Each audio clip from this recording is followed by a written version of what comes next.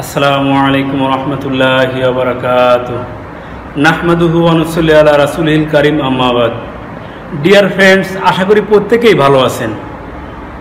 লকডাউনে প্রত্যেকটি প্রতিষ্ঠান স্থবির হয়ে গিয়েছে। ক্যাম্পাসগুলো আর সেই কোলাহলপূর্ণ পরিবেশে আর ফিরে আসতে এখনও সময় লাগবে। তারপরে ধীরে ধীরে চালু হচ্ছে আমাদের এই ক্যাম্পাসগুলো।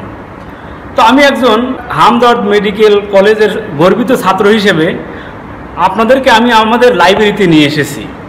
তো বন্ধুরা, কোন বইগুলো পড়ে গবেষণা করে আপনাদেরকে আমি সাধারণত দিয়ে থাকি যে সকল ফর্মুলা, সেই সকল বইয়ের পরিচয় আপনাদেরকে দেব। সেই বইগুলোরই একটা অংশ আপনাদেরকে দেখাচ্ছি। দেখুন, এটি ইউএস ফার্মাকপি। ইউএস ফার্মাকপি, যেটা ইউএস ফার্মাকপিয়া বলা হয়, 2014 সালে এটি সংস্করণ করা হয়েছে। সেই সাথে আপনারা দেখছেন যুগ উপযোগী পল্লী ও ডিপ্লোমা চিকিৎসকের ফার্মাকোলজি, বাংলাদেশ জাতীয় ইউনানি ফর্মুলারি, যেগুলো থেকে গবেষণা করেই মূলত ঔষধগুলো তৈরি করা হয়, যে ঔষধগুলো সেবন করে আমি আপনি সুস্থ থাকার চেষ্টা করছি। সাধারণত যে সকল ঔষধ আমরা সেবন করি, বিভিন্ন পেটেন্ট ঔষধ যেগুলো সরাসরি ফার্মেসি থেকে সংগ্রহ করি, এর রয়েছে পার্শ্ব প্রতিক্রিয়া।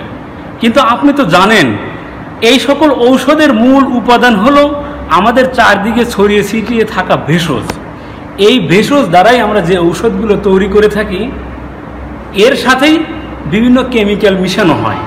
আর আপনি যদি সরাসরি এই ভেষজকে নিজে তৈরি করে নিজে গ্রহণ করেন, তাহলে কিন্তু ওই পার্শ্ব প্রতিক্রিয়া হয় না এবং আপনার তেমন কোনো ক্ষতির সম্ভাবনা নেই।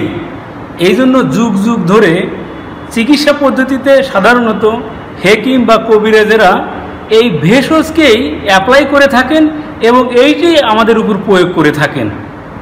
যে যত বেশি ভেষজের দিকে ধাবিত হবেন, উনি তত সুস্থ থাকবেন। তো বন্ধুরা, কথা না বাড়িয়ে এখানেই শেষ করছি। আপনার পরিবার সহ আপনার সমাজের প্রত্যেকে কিভাবে সুস্থ এবং সবল থাকতে পারেন, এই জন্য আপনাদেরকে পরামর্শ দিব, বেশি থেকে বেশি ভেষজের দিকে ধাবিত হবেন। ধন্যবাদ সবাইকে।